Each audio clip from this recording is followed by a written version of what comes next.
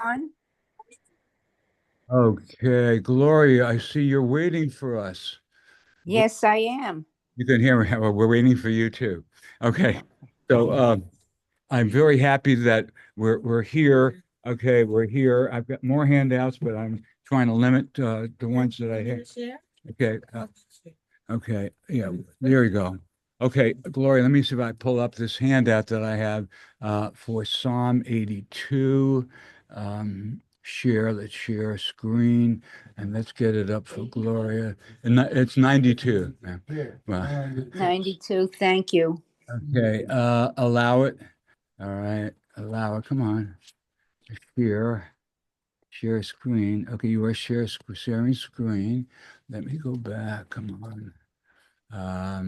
Do do I do. will have my You have yeah, Tehillim in a minute. you do have your tone. That's the main thing. I want to be sure everybody is on the same wavelength. Okay, so the 21st day of the Omer, we're counting up.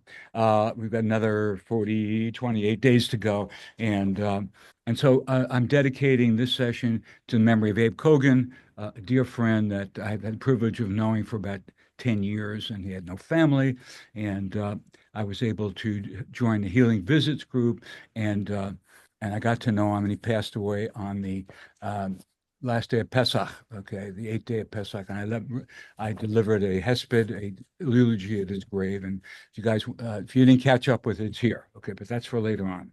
Okay, I'm dedicating this session also to a dear friend of all of ours, and that's Rabbi David Walk, who taught these classes in Tehillim for many years, and I still have the notes that from his classes going back to 2009.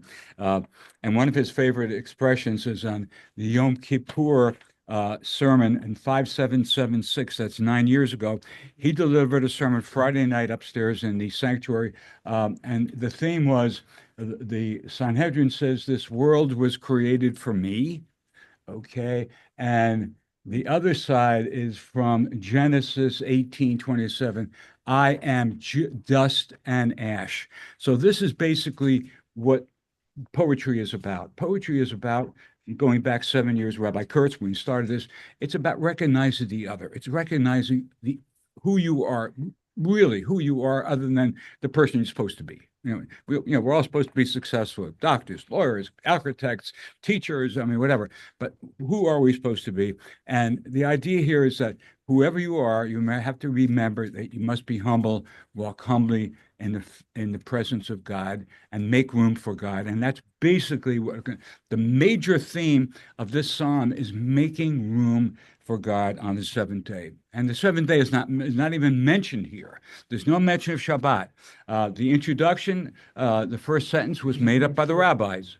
The rabbis composed a sentence, basically, Mizmor Shir Yom Shabbat. It's a psalm, a song for the Sabbath day. So our job is to glean why this is so. And we began uh, scratching the surface last time with the help of many of you to understand why Shabbat is not mentioned. And I'm going to jump the gun and tell you guys what, after studying this for days and weeks, the reason it's not mentioned, in my humble opinion, is because man has not left room for Shabbat. He's not doesn't understand that God created the world in 6 days. Seventh day was a specific day. He created the 6 day man and the behemoths and all the fish of the sea and everything for man to control them. And the problem is, if man thinks that he controls it, then he's like building the Tower of Babel. He's making room for God. So in this psalm, we'll see that the underlying message, nothing else. It's the song of the Sabbath. That's very important, to sing songs, to the tefillot there, not just for reciting them to yourself, but to sing along with, as they sing along with Mitch, because that will elevate your Shabbat experience indefinitely. So that's one of the first ideas here. The poem is divided into four sections. You have sections. First section is called Thanksgiving Due to God. That's first thing. Verses 2 to 4. Verses 5 to 8. If you want to take notes, please keep it, take it home. That's the reason I gave you God's works. Pu'ule, the pa'alim. God is a poel. God is a worker for us, and we'll talk about his works. The third section is the wicked will perish. Now, what do the wicked have to do with Shabbat? That's another question we have to ask each other. Why is so much of this poem, 9 through 12, the wicked perish, okay? And then finally, 13 through 16, the righteous triumph. So that's the idea. So evidently, we want to be in the camp of triumphing on the Sabbath and making the Sabbath very dear to us. I come from a home, modern Orthodox. My mom was a daughter of 40 continuous generations of rabbis. She knew Tanakh. She knew Tehillim by heart. And she taught a class for many years in Mount Vernon, New York. So I'm just inheriting her mantle. She was an amazing lady, and she inspired me to understand poetry, and that's the reason I'm doing this. And it's paid back to her and the great education my parents gave me with all these higher degrees, 3 higher degrees, 4 graduate schools, and to figure out who I am. And now I'm figuring out in my octogenarian years who I am. It's a very exciting feeling. And also the Sabbath. My parents observed the Sabbath, modern Orthodox. My dad was a doctor. He worked 7 days a week only because his father-in-law, who was a posek rabbi in Lower Manhattan, East Broadway, said, "You're a doctor. You got to go to work, save lives." And so I never saw my father on Shabbat, but I saw my mother.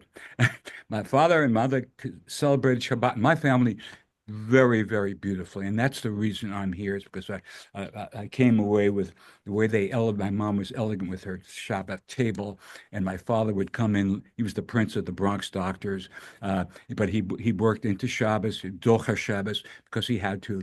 And when he came, we all basically paid reference to my father. We had beautiful, sang the Zemirot and everything else, and it's a lasting memory, even though I didn't understand what I was going through at an early age, but it was still a very exciting experience for me. And that's what I'm sharing with you.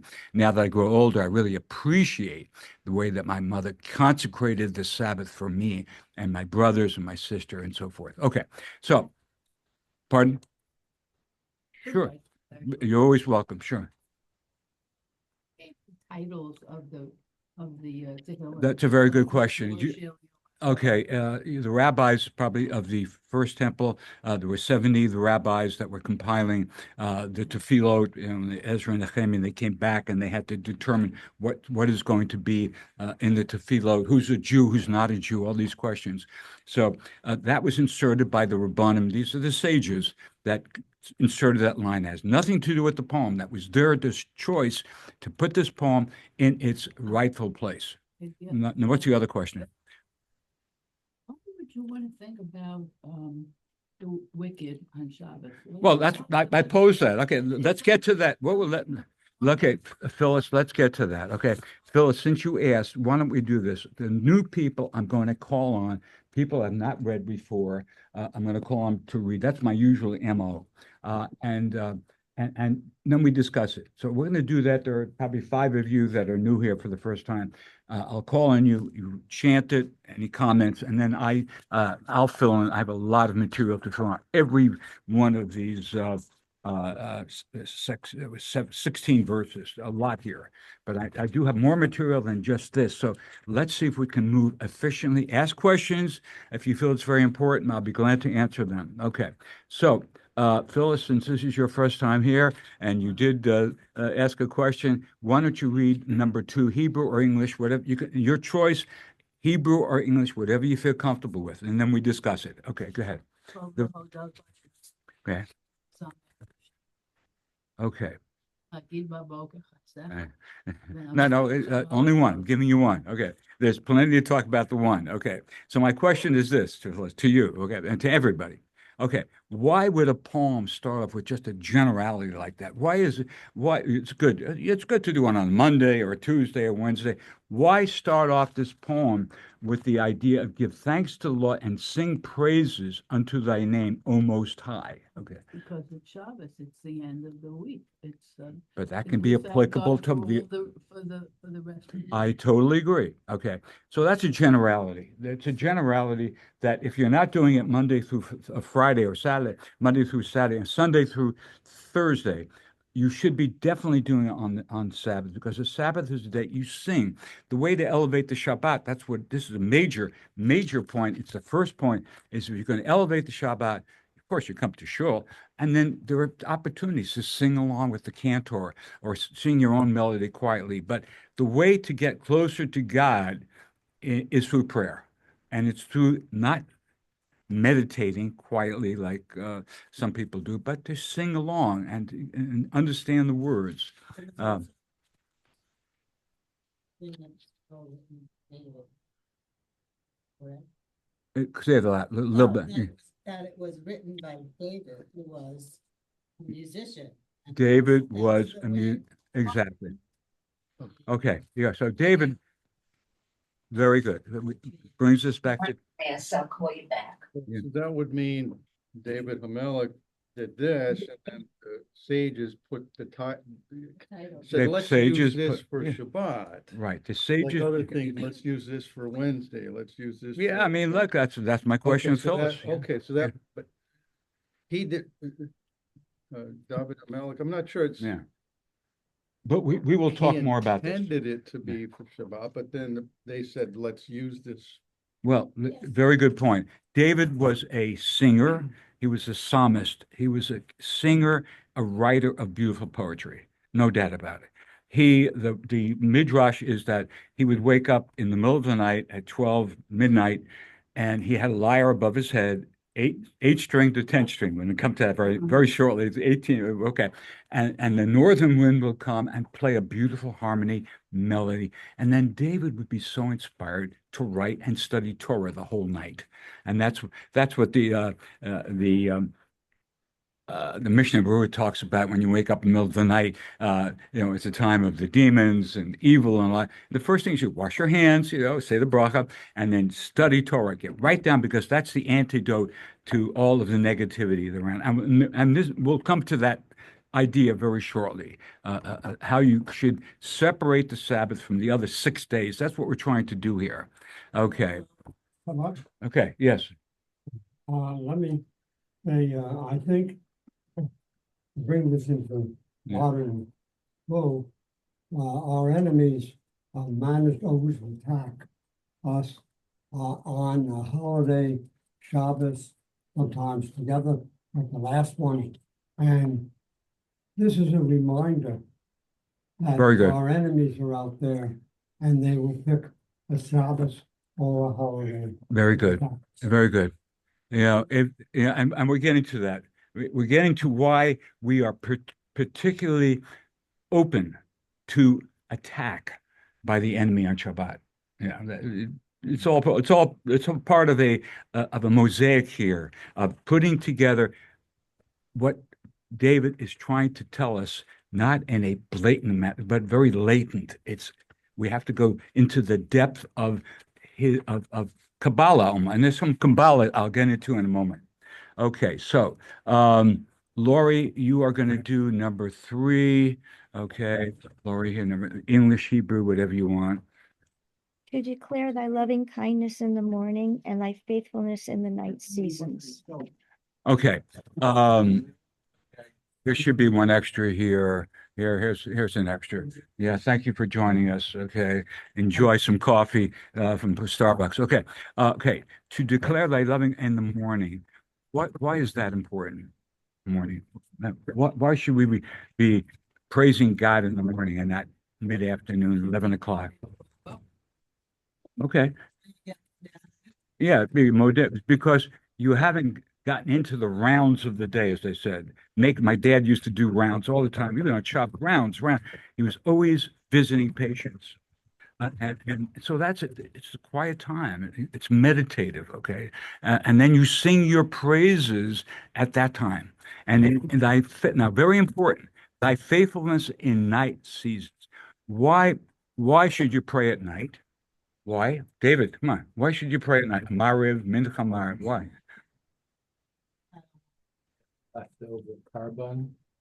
So that's what the marriage is about, right? It's the leftover carbon, it's leftover, it's Leftover carbon. Okay, the korban. Okay, the korban, right? the korban mincha, and the korban. Okay, there's a korban mincha. You know, in the morning and the afternoon, you have your the two eternal, the tamid sacrifices. Yeah, but more important, yeah, the faithfulness is very important. Go ahead.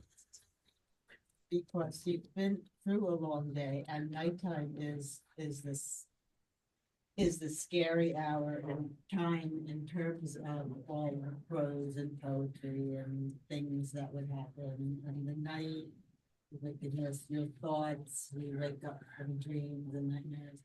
The faithfulness is the ability to have gone through the day and to pull faithfulness down somehow into yourself so that you can calm down and connect. Particularly important that evil happens more often at night than in the day. Okay, we're surrounded by evil spirits. It's a known fact that burglars attack more when it's dark, under the cover of darkness, than at night. But the emunatcha could be interpreted as God's faith in us. And if he has faith in us, he created the Sabbath for us. I mean, why did he create the world? He had 6 days to create. He did the behemoths, he did the dagim, he did the shkatzim on Friday, and then he created man. So why did he create man? He created man because he had faith in us that we would tolerate whatever evil was thrown at us. Any evil world. You know, Adam sinned, and so evil was brought in, and that we have to deal with evil on a daily basis. And if God has so much faith in us, we have to have faith in him, even though we're going through evil times. And the more that we have faith in him, the more you have faith that whatever happens to us, God has his own plan. We're coming up to that. We don't know what it is, but he's doing that for our benefit. You've got to have that tremendous faith. And that's what David is saying here, that particularly during the week, in order to have a comfortable Shabbos, you have to go through your week very diligently, vigilantly, watch out. But particularly on Shabbos, we're getting to that in a moment. What should you be doing on Shabbos that you're not able to do during the week? Okay. Of course, the impression is you can daven all day. During the week, you have a Monday service and an afternoon and evening service. During the we add a Musaf service, so we have more time to praise God. God doesn't need our praise. Why do we praise God? Why? I think that there is, well, that's not my opinion, as I do with Heschel as well, is that there is the uniqueness of the Jewish monotheism is that there is a relationship. There is not. There is a relationship between God and man, and that's unique to any other, more unique than any other religion that was ancient or survives or is today. There is always that contract and that relationship that says, I need you to have faith in me and to continue this world, and you need me to shelter and give you comfort and help you to do the work you need to do with this work together. So It's the personal relationship. It's very good. It's like a covenant that you make on Shabbat to God, that you acknowledge, hey, you created this day for me. I don't have to go to work.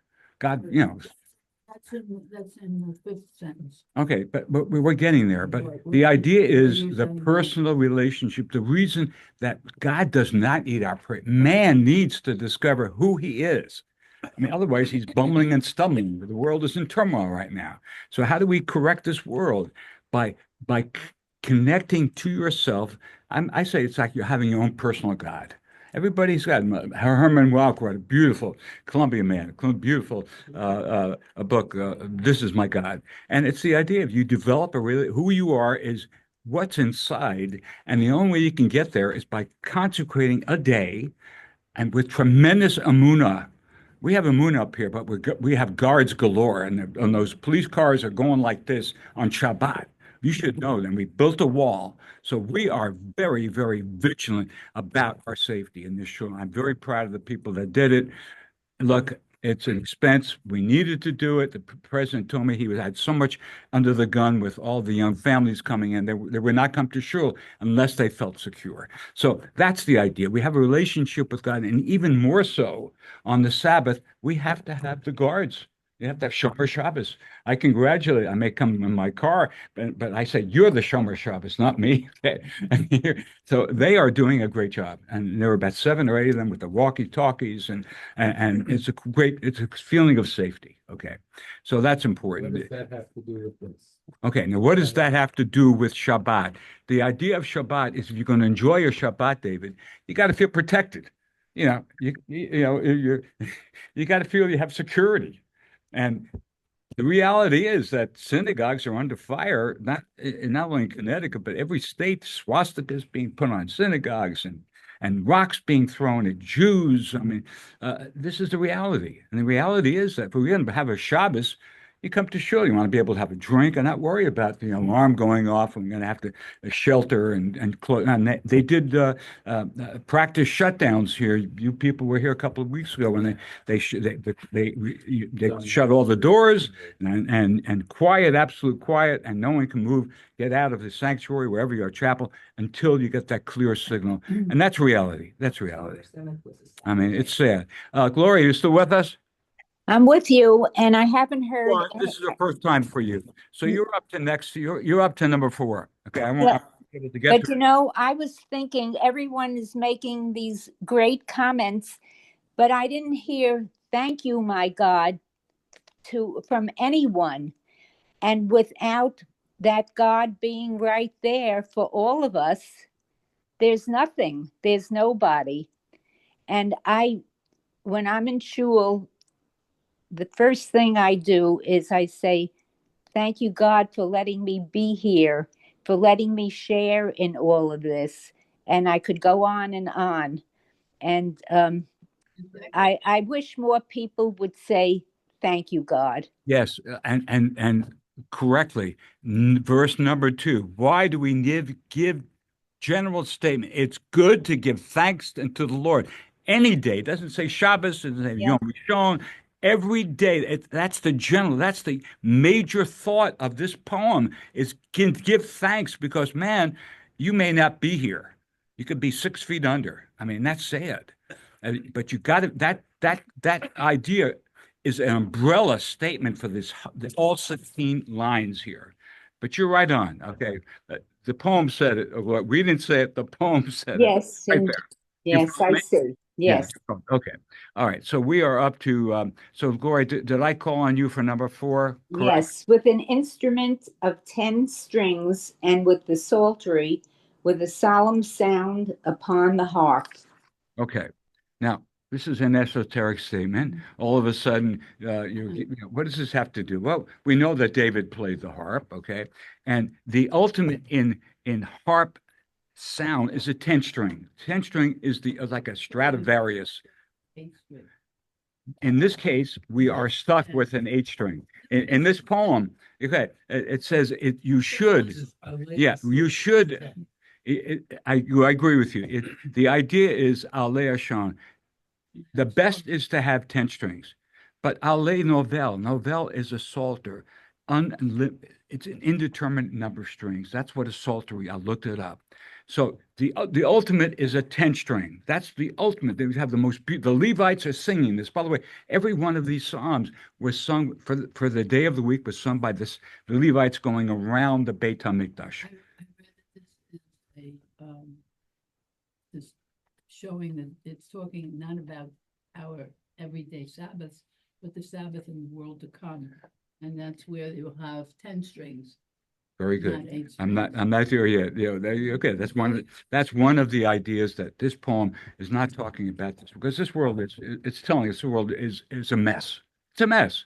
I mean, the wicked have taken over. Rashi has a statement that the reason the wicked prosper is not because God really wants them to, but because they have done mitzvahs.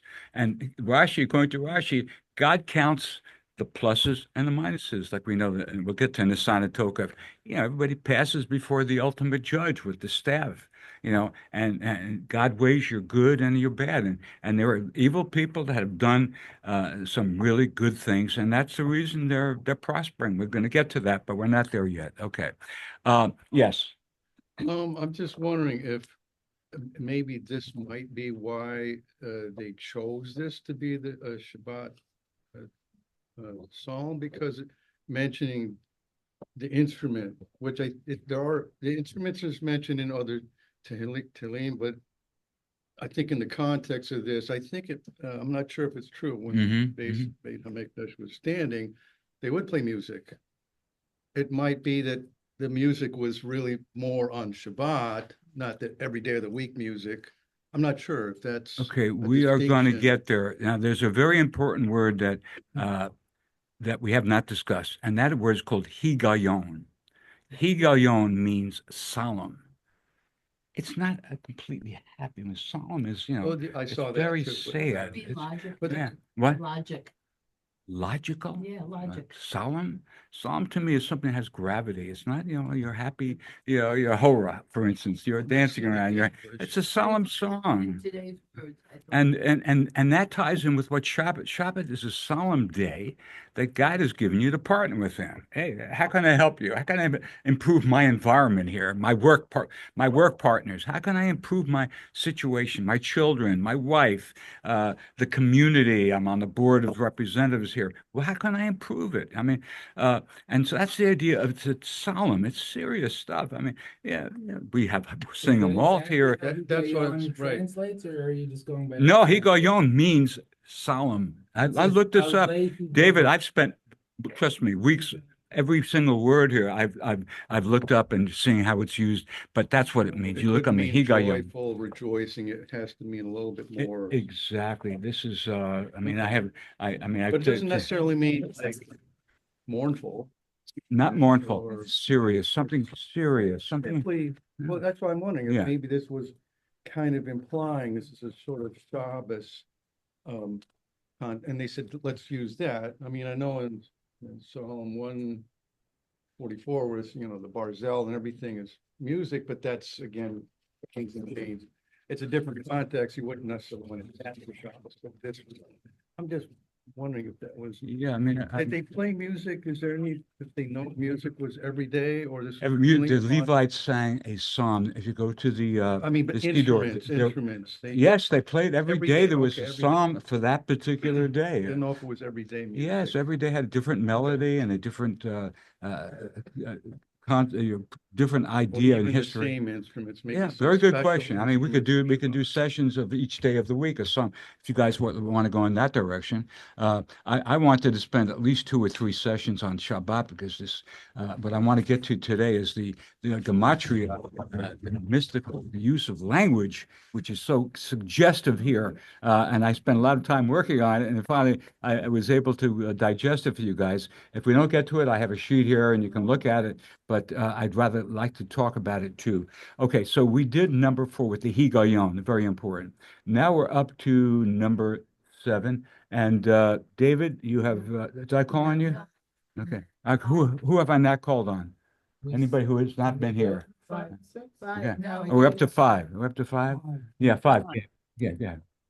Okay, but we finished the first section, which is thanking God, a thanksgiving to God, 1 through 4. Now we're up to 5 through 8, which is God's works. Why is God's works important for Shabbat? Go ahead.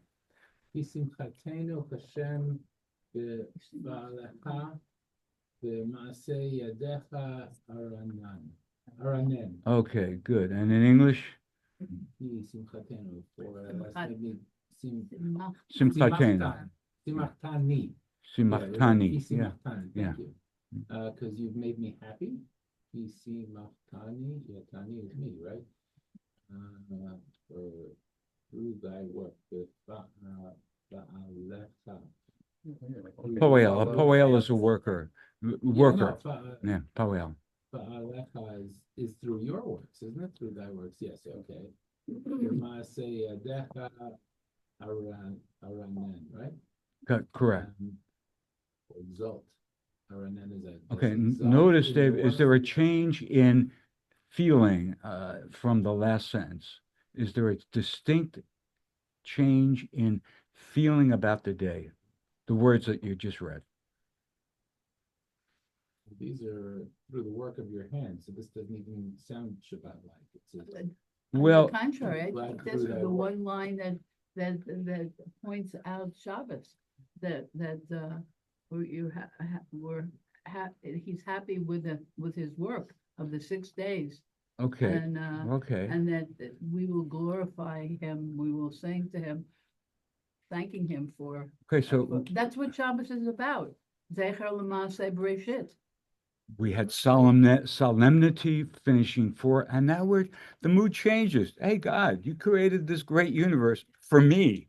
Okay. Okay. The world was created for me. Okay. Sanhedrin, one of the books of the Talmud.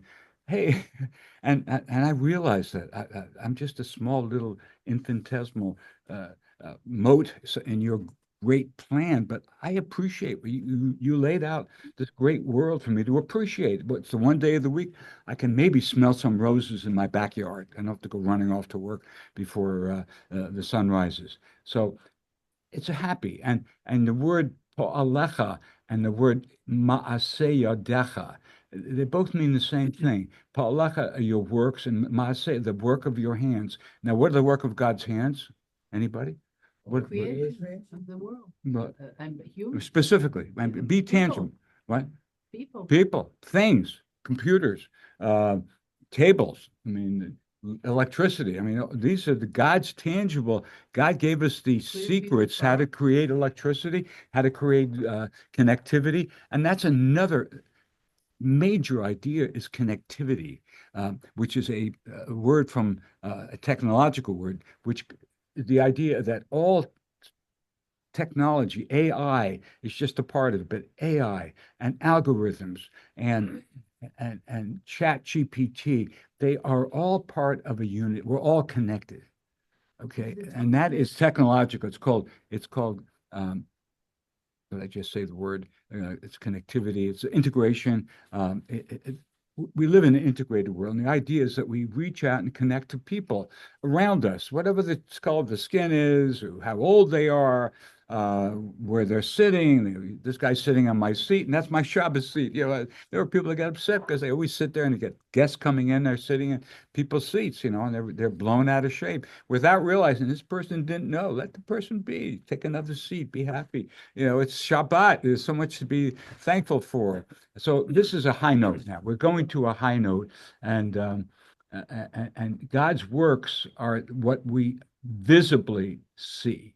Now we're going to another sentence, which refers to what we perhaps now as everybody. The new people, has everybody had a chance? Lori, did you go? Yeah. Okay. Well, so what I'm going to do is, in an interest of time, move along a little quicker so that we can get to the gematria part, which I want you guys that were here last time to experience. I have a sheet that I created, and I'm very excited to share it with you, and you'll share it with me. Okay. So up to number 7. Okay.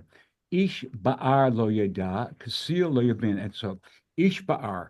Ba'ar is a brutish man, and Ish, he's a balabas. He's somebody you can respect. He dresses well, talks well, but he's an Ish bar. He's a brutish man. A brutish man is someone who is only interested, according to the sages, in animal instincts. What's in it for me? Okay. What's in it for me? He overrules spiritual elements. Although the person may appear to be a man of dignity and stature in business and community affairs, he is totally ignorant of God's designs. So that's the idea of the Ba'ar. Now we have to compare that to Kasil. The Kasil, they say, is a fool. Okay. Now, again, I'm borrowing from what the rabbis have taught us here. A fool may have a brilliant mind. Okay. But he's not interested in delving into any subject. His study is superficial because his intelligence is used to serve his lusts and desires. This guy is just out to get as much as he can, money-wise, women-wise. He's just he's a lowlife. He's a cad. He may be brilliant mind, but he's a brilliant cad. I mean, people, okay? Richard, Yes. so it says brutish man here. I grew up with the Silverman sitter, and it said an innocent man does not know. So what's the better translation? Well, ish lo yeda.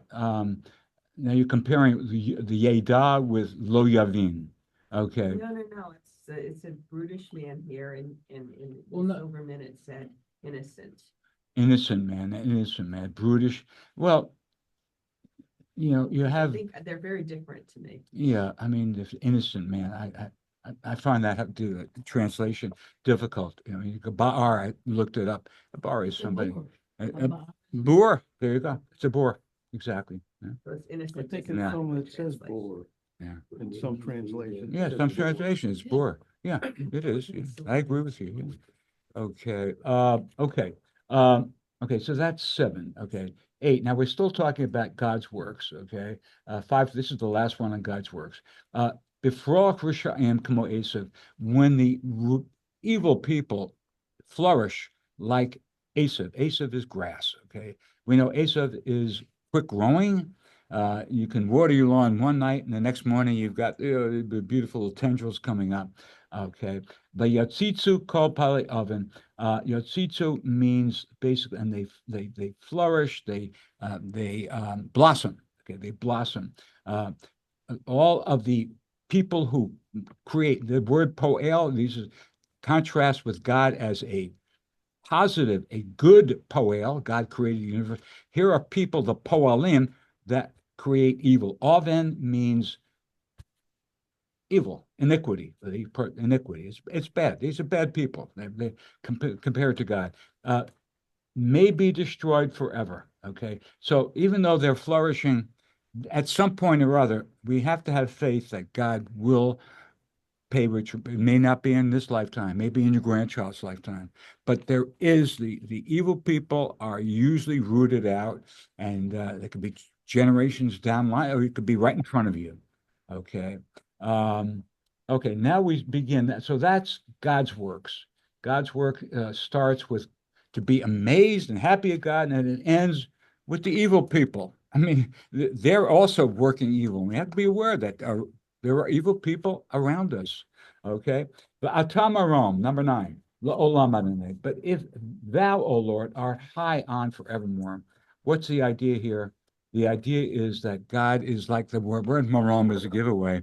It's used in many of the poetists of the Middle Ages to refer to the sheep that pass in front of the chief shepherd with his staff, and he determines who is saved and who will not be saved, who will get sick, who will die of this and die of that. So that's the idea of Maram. You're up there. You're the eternal judge, the Maram. You're on high, okay?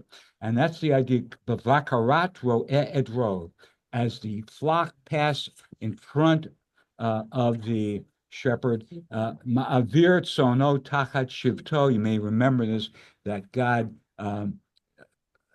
makes choices as under his shevet. It's a scepter. God is the chief. So he's the chief judge of the of our humanity. He decides. So that's the idea there. Okay. Now we go on to number 10. Okay. Now number 10 is a little problematic. Okay. For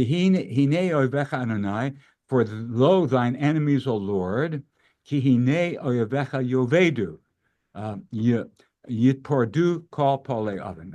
Question is, we got the word oyevecha. Oyev means an enemy. Now we're back to the wicked are perishing. As we said, from 8 through 12, we're talking about evil is predominant in our world.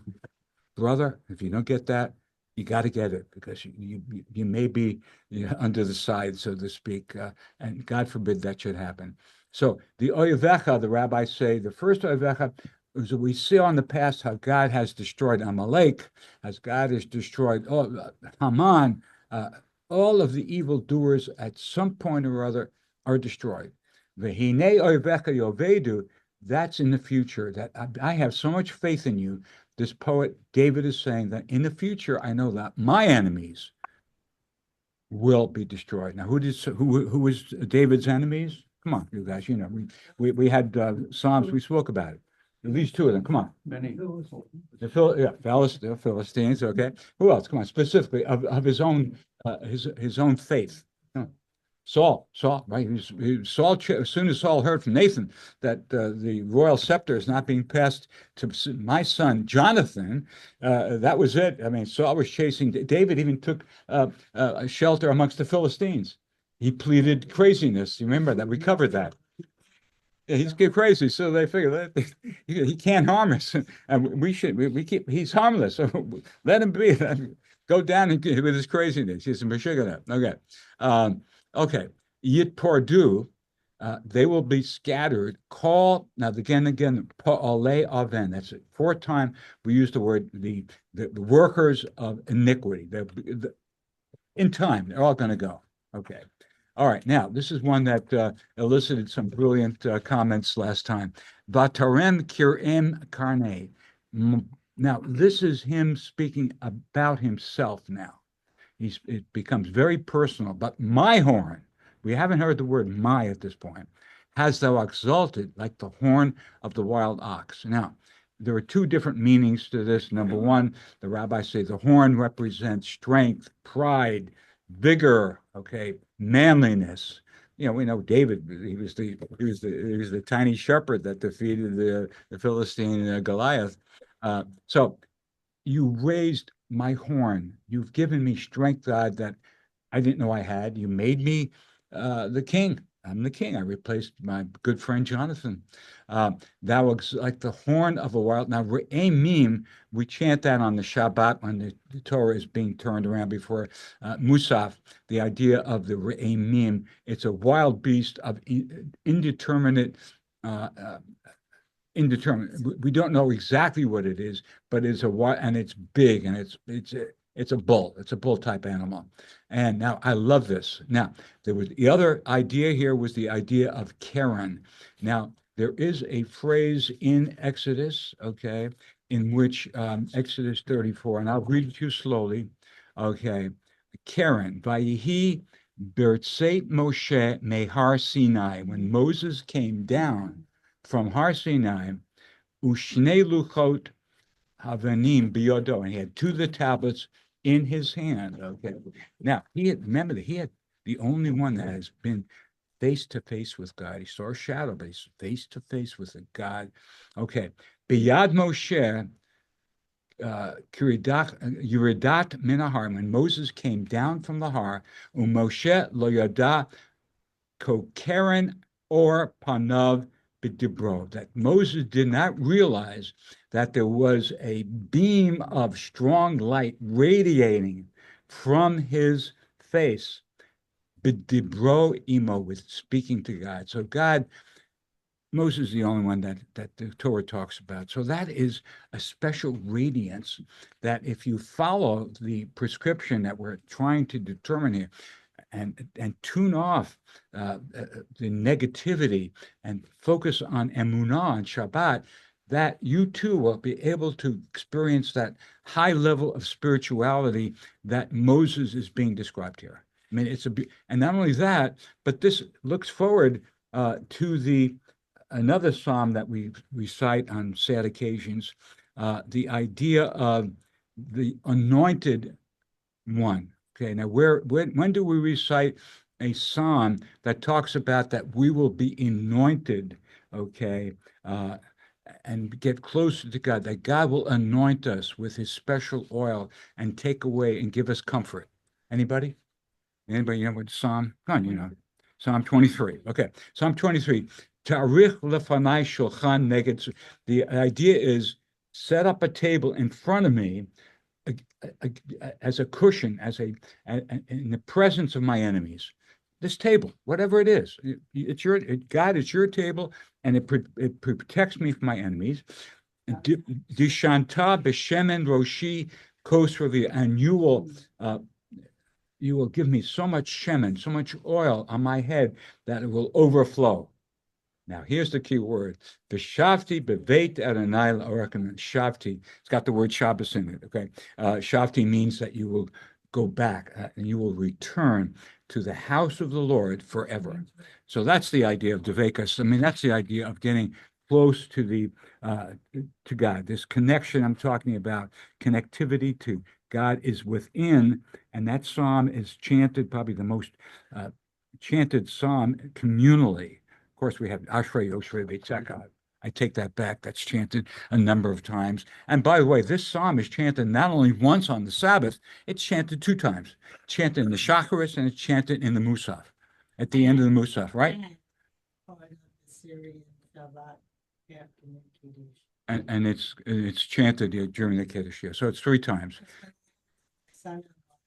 Yeah. Who Yeah, died? yeah. I mean, it's an important psalm that we recite it not only with, but 2. If you didn't get it the first time around, brother, get it the second time. And the third time, the Sephardic through the third time. I love it. Yeah. Okay. Let's continue going because we have another 10 to 15. Okay. Go ahead, Lloyd.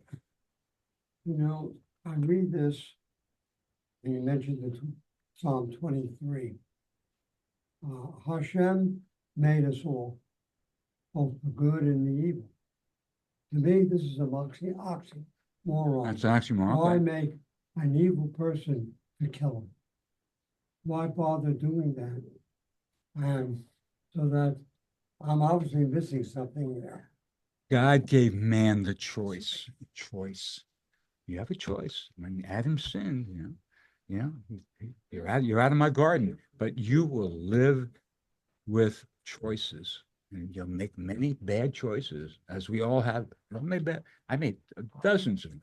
I've suffered a lot, even though I came from a very prominent family. We were the Jewish family of a town of 100,000 people. We were the Jewish with 5 synagogues. My family was the #1 Jewish family of the year, but my parents were outstanding leaders in the community, not because of me. I was truant. I mean, I was a truant guy, but I'm right. And so they were doing good. I was doing bad. I mean, I had to be in front of my dean at my university college because I did a boo-boo I wasn't supposed to do. Everybody, that's your choice. Or yeah, you have a lot of choices in life, and many choices. We could go through a lot of suffering with our kids, with our choices of career. But remember this. If you can remember that, keep your horns in. Don't show too much pride. Like he says, David's got pride. Of course, God chose him. David could he just use it, fornicate with Bathsheba, and yet God knew that. God gave him the honor of being the king, and from the David line will come kings, and the Mashiach will come from David's line. Okay, so this you can sin a lot, and yet God has his chosen people. We are the chosen people. I just said it. I don't want to be redundant, but we're chosen. But we have a big responsibility of choice, and that's what this Shabbat idea. You have a choice on Shabbos to devote yourself to helping God complete the incomplete world. God created evil. He did, absolutely, because he gave men the free choice. And they hate us because we are, quote unquote, the chosen people, and we act that. Sometimes we should not be so brazen and remember who we are. We're from dust to dust. And all this is silicon. This $3,000 toy is a piece of silicon. I mean, that's all. We created a machine here that does an amazing amount of work. But who are we? We're just forget it. Remember who you are, particularly on the Sabbath. And if you get your ego in, then you can really say, hey, this is what I can do to help better my family, better my shul, better my life, make me a better person or whatever. Okay, number 12. And I'm going to read in English, and then I'll refer to the Hebrew. Mine eye had also gazed on them that lie in wait for me. Okay, who are these? These are people that lie in wait and ambush, okay? And I have to be vigilant. It's Shabbos. I've got to have my shomrim out there. There are half a dozen, and then there's a police car with the spiral. It's going around and around. It's protecting us. Okay, and we have a wall. Yeah, the wall will help. It all helps. Okay, and that's the reason That line is so important. And we're still talking about to prevent against the wicked. On Shabbos, try to create a fence against all these thoughts, because we've done the best we could in this synagogue to protect you. That's the idea. Okay, now, very important. Mine ears have heard my desire of the evildoers that rise up against me. Okay. Tishmana, 2 words. For that, what I just translated, Tishmana Azni means my ears have heard. Now, I take this a step further, because I do remember that in Elijah Kings 1, that Elijah heard this inner divine voice, Kol Daka Udmama.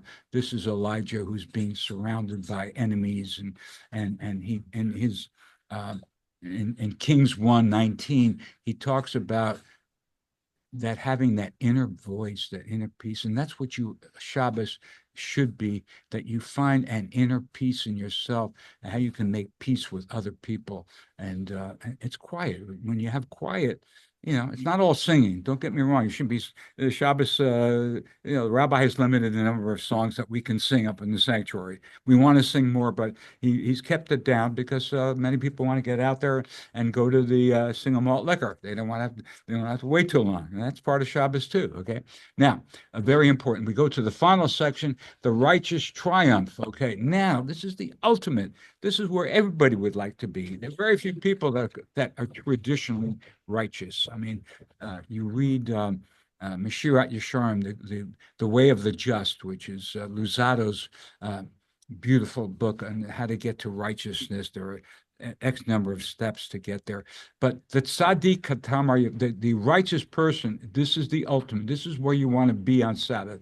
Shall flourish like the palm tree. Palm tree, unlike grass, it's deeply rooted. It's rooted. It's got very strong trunks. Okay, he shall grow like a cedar in Lebanon. The areas of Lebanon. This is where the people of Tyre made their ships. They were very durable wood, solid wood. Okay, Shetulim beveit Adonai bechatzrot, planted in the house of the Lord. This is what David is telling us to do. Come to synagogue, feel a part of it, try to connect to God. However you imagine him, the people are able, they shall flourish in the courts of our God. In other words, this cannot be done on Shabbos out in your home. Obviously, some of us are stuck at home for various reasons. I've been stuck too, and other people are stuck at home. But you do your best to connect to God wherever you are. If you're living in a nice community where there's trees outside, so you go outside and commune with God in a very spiritual manner. That's what he's talking about here. These are the people that will flourish. They shall still bring forth fruit. I love it. Tov yunavunt b'seva desham deshenim v'ranim yehu. In old age, they will bring forth fruit. They will continue to be fertile and have children at age 99 for Abraham, the chief chassid of the Tanakh. Yes. I was going to say, Gwen and I are in that category. Yes. Of reaching Yeah. the point where we can't get out so often, but we haven't stopped growing, and we haven't stopped looking for ways to be constructive and new. Yes. And this is the best time of our lives. I'm going to be 90 this year, and this is the happiest time of my life. Wow, it's so pleasant. I want you to hear that, because people are afraid. And it isn't pleasant to be sick and have to be a caretaker for a sick person. Sure. But don't look for others to make you happy. Look for ways that you can add. And Lloyd and I have added our circle. We invite widows to our home because we don't want them to be alone. There are so many opportunities to perform creative, beautiful things in our lives. And our lives are enriched by the people that we've brought in, and we're helping them, but we're helping ourselves, and it gives us strength. Your beautiful demonstration, and Judy Altman, whose shiva is being sat even as we talk, was another beautiful example of somebody who really flourished in her continued 100,000 presentation, up to 100,000 students heard her story of amazing survival of 3 death camps, 3, with her knowledge of 6 languages and her ability to work the system. I mean, she worked. She was a poel representing God in the worst, evil, destructive environment you can imagine. You can unimagine. I highly recommend a program.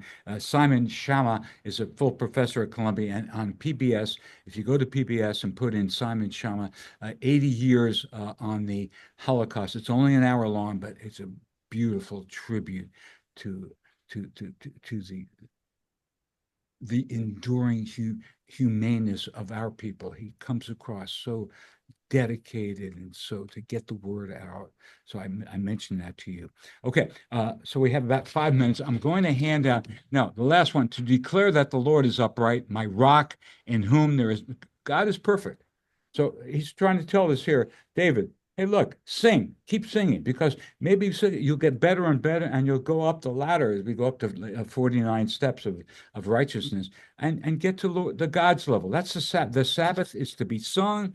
It's to appreciate the deeds that God did for us so that we do our own deeds. It's to know that we are surrounded by evil all the time. Whoever we are, as a Jew, I'm aware of it. Okay, I'm a member of a club that is of a different faith, but I'm aware of who I am. I don't try to show off who I am in any way plan. But that's what God wants. And if you do that, you will be sitting very close to the righteous. Now, what I did was put together because I felt that the word Shabbat is not mentioned, and so there are all kinds of references here that you guys front and back. If we don't have a chance to get to it, please take it home and we can discuss it next time. But I'll introduce you to it because this is really fascinating stuff that Bruce, go ahead, take it home, Bruce, and pepper me with questions next time. Okay. All right. There you go. Okay. So what I did here is this. Shabbat is a word that's not mentioned. Okay. And you take the word Shabbat, and that's what I did here. The shin in gematria, Kabbalistically, I'm reading from the top where it says the shin represents change. And there's a phrase at the rabbi, Ani Adonai lo shaniti. I am God and I have not changed. There's the word, lishanot means to change. Okay. I'm not relative to God's essence. Absolutely no change has occurred from before creation. We were talking about creation stories to after creation. Okay, God has planned everything from A to Z, Alpha to Omega. The idea carries over to Shabbat. When God created the world, he had in mind to work 6 days. He could work 7 days, 8 days, 10 days, well, but he rested on the 7th day. So Shabbat, the 7th, Yom HaShvi'i, the 7th day, was always God's plan for eternity. It's a gift to man on the 7th day. Now, the word Shav, those two words have so many meanings to us as Jews. We have the word shav, you sit, shuv, come back, shuvi, teshuva, yeshiva. Okay, all these words signify a return to a former state, a former unchanged whole unity. So that's God. God is unchanged. We change. We come and we go. We have children, grandchildren, and so forth. Okay.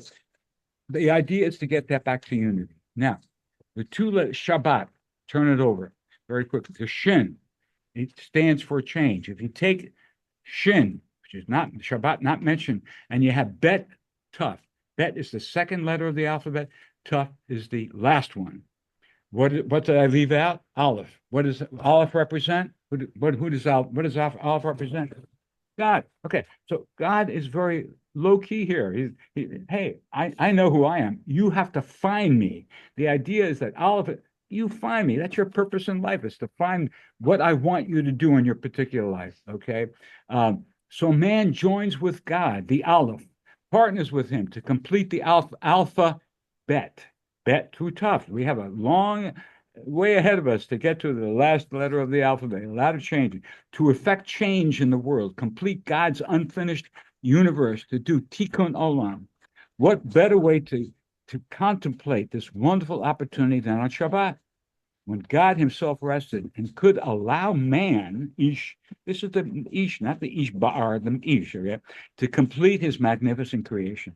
The number 7, very quickly. 7 represents Sheva represents 7. My parsha is coming up to Parsha Bahar. It talks about וספרת לך 7 שבתות, 7 שבתות שנים, 7 פעמים,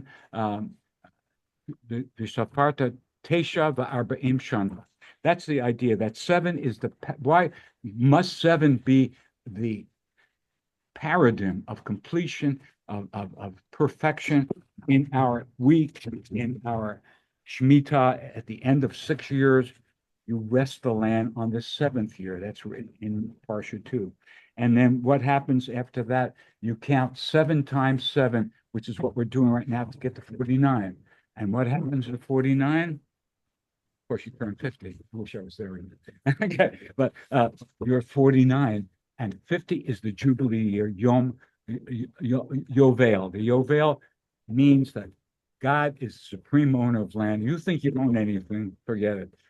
The idea is it goes back to the original owner versus God, but it means it goes back technically to the first one. I don't care how much money you have in it, it goes back to the first one. And that's the idea of respecting God. God is 7, and God takes, of course, to 8. 8 is the supernatural, which is a whole different level. But that's where we're at. Shabbos is a very special day. We need to acknowledge it. We need to put the shin in front of the bet, and because otherwise you have bet means a house. You're stuck in your house. But Shabbat is a day of rest. Shavti B'Tzion. Shavti. And there's one other thing I want to share with you, and that because I remember this from the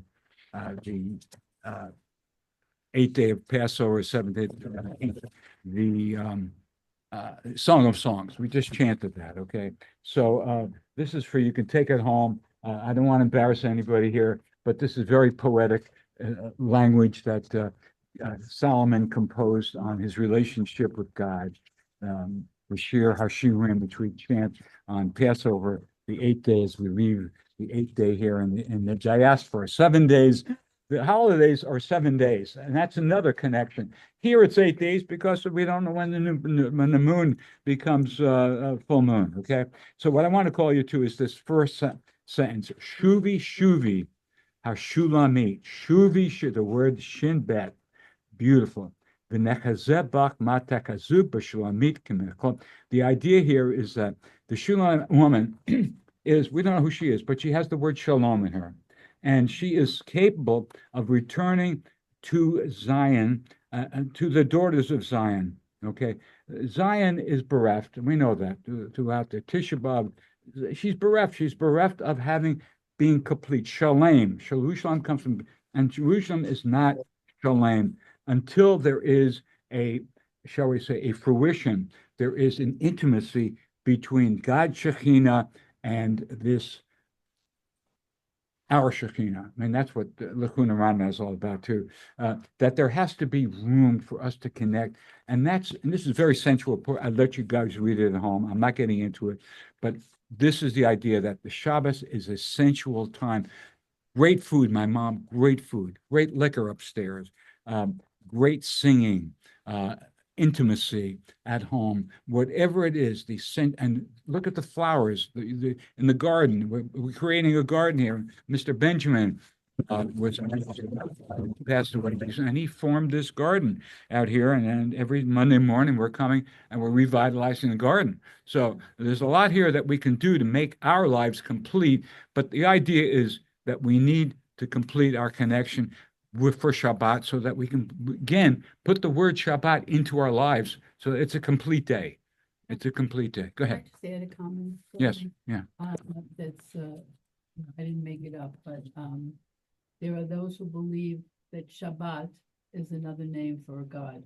Yes. And therefore, yes. Okay. And therefore, sure. It's not to be mentioned in the bathroom. So when somebody says Shabbat Shalom in a bathroom, Yeah. I've heard that. I don't respond. I say the same to you, but I will not say Shabbat in the bathroom. Very good. So just I am aware of that. Yeah. What's the name of the book that comes from? It's written. I didn't make it up, and nobody made it up. It's in one of the Musar books. And, Musar is gosh, Orchot, is it Orchot Tzadikim? No, not Orchot. It's very esoteric stuff. is it Luzzatto? It's not Luzzatto or It's one of these guys. one of the Okay. names. Yeah. It's a safer. Okay. Oh, when it comes to, yeah, go ahead. Yeah. The corner of page. Yeah. Your handout, you Yeah. have the fifth year. Is that the? Now, where, This is the last. now, the one they hand out has nothing to do with Shemitah. Now, Shemitah, you go to the portion, go, Bahar, it's coming up in 3 weeks, my portion, Bahar Bakukotai, that you leave the land fallow on the sixth year, 7th year. It's everybody. The behemoths get to eat. The poor people get to eat. Everybody. It's open territory. No man's land, so to speak. No one owns it. It goes back to everybody. It shows that the land belongs to God. It does belong. In my parsha, it's smitut. The idea that it's forever mine. I'm letting you guys use it, but I'm telling you, you better use it. Otherwise, you're going to have famine and droughts and this stuff, which is in my second parsha, when you have it's called the tochacha, or the admonition, and it goes on. You chant it very softly because it really is terrible. We were agricultural people, and our land is destroyed, crops are destroyed, people are destroyed, and our enemies take over. So this is what happens when you don't properly take care of my land. That's the idea. Hey, I thank all you guys. I'm going to continue this next. I have some ideas. Pardon? The gematria, well, the Shabbat. I mean, you want to look, Bat. Hey, look, Bat. You want to look at Bat. I didn't get into the Bat part of it. I got into Bat. Yeah. Yeah. Okay. So 402. Yeah. Well, but there is this is more connections. Yeah, it's connections. Thank you, Gloria. Thank you for coming. Thank you. I enjoyed it You're immensely. welcome. Yeah, come again. Do you do this every week? Looks like we're going to do the next one. My birthday is the May 24th, where I'm celebrating at my brother's synagogue. It's my birthday and my parsha. So it's Wednesday before, 23rd, 22nd. I think it's May 21st, 22nd. Yeah, I think it's May 21st, which is a Wednesday. So that's when we're going to do the next one. Okay. Thank you. And I'll send out a reminder. Sounds good. Okay, great. Have a great and a refuah shlema. Thank you. Thank you very much. Yeah.